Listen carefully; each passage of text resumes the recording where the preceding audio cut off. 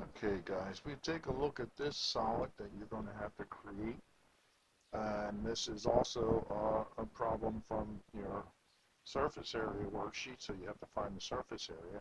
So let's look at how we find the surface area.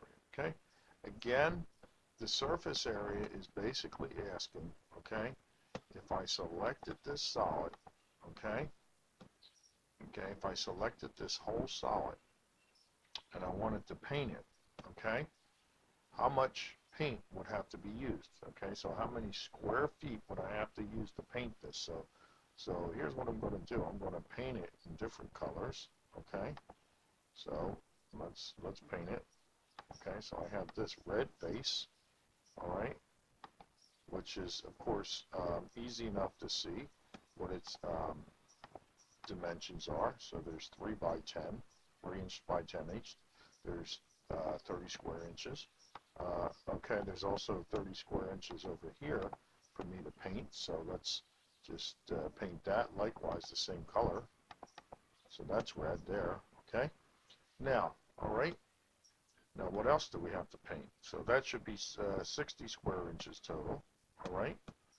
Now let's pivot this around and talk about painting the circular regions. So the circular regions, you should agree that the two halves of the circular regions comprise one whole region. Okay, so I'm going to select this circular region there, and I'm going to paint that.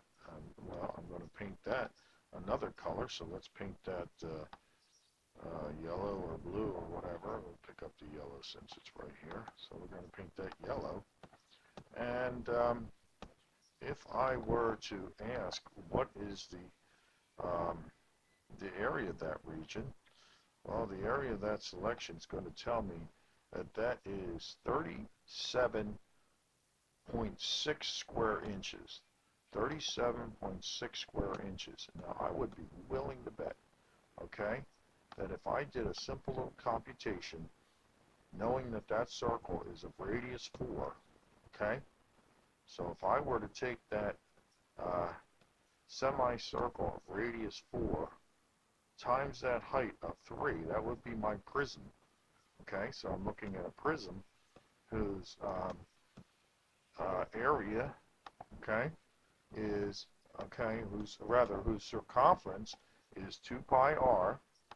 Okay, so 2 pi r is going to be 2 times pi,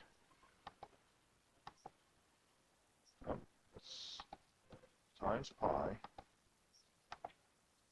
times the radius of 4, okay, all right, so that's 25, okay, times the height of 3, times the height of 3, okay, which gives me 75, which is going to be both of these areas, and if I divide that by 2, I will have that region 37.69, which I showed you was the completed, the completed circle. So in terms of finding this area in yellow, it's just the lateral area of a cylinder whose radius is 4 and whose height is 3.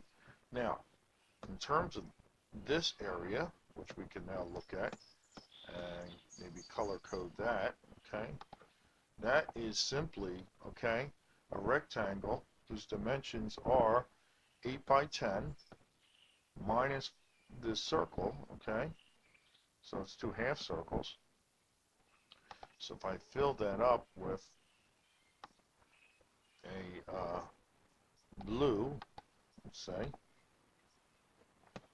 and I ask for that region, if I ask for the area of that region, okay, then the area of that selection is 30 inches, okay, and that should be confirmed by taking the square or the rectangle, again, whose dimensions are 8 by 10, so that's 8 by 10, which is 80, minus pi r squared, so that's minus, where the radius is 4, minus 16 pi, minus 16 pi. And hopefully this is going to give us that value. Okay, close enough. There's a little discrepancy. Okay, that can be understood. Okay, that's inherent in the shapes that are used here. Okay, but that is close enough. So that is the area of the blue region, and of course there's two of them. So collectively then, okay, we have two of these areas in red, which are 3 by 10. Okay, we have the lateral area of a cylinder whose radius is 4 and whose height is 3. And we have this region, which is the square minus the circle. And in fact, that's exactly how we're going to build that. So just let me get this pivot around into a convenient location and show you exactly how we're going to build that, okay, while we're at it, okay?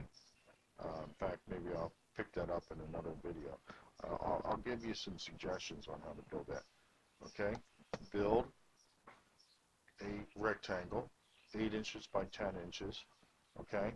Find the center of each of those sides and sweep out a circle, okay? And that's the suggestion I'm going to give you for that. That's it.